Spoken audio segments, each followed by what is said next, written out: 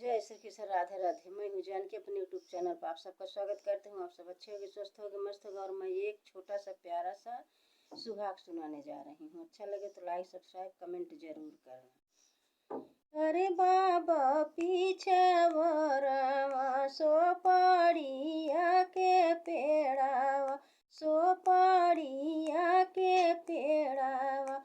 अरे नौआ तुरई भीनु सार, बढ़ई न जो के सुहाग। अरे तोड़ी सो पड़ियान नेवता पहुँचाओ, अरे नेवते पहुँचाओ। अरे नदी नेवत पहुँचाओ, बढ़ई न जो के सुहाग।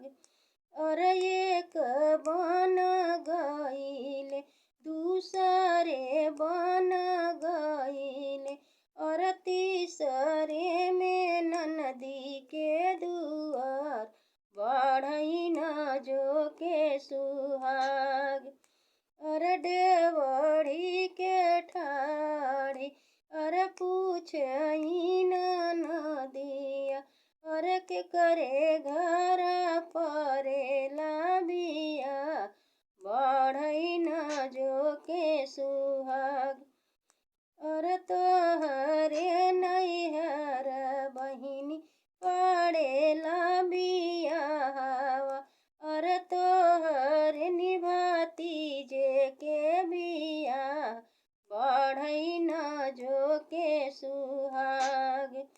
अरे नैहरे में पड़ा भैया भतीजे के बियाहवा, और ससुरे में देवरे के बिया, बढ़ई न जो के सुहागे।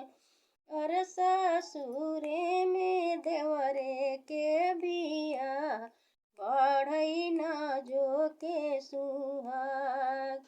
अरे सासुर छोड़ी नैहर कैसे जाओ, बढ़ई न जो के सुहागे। अरे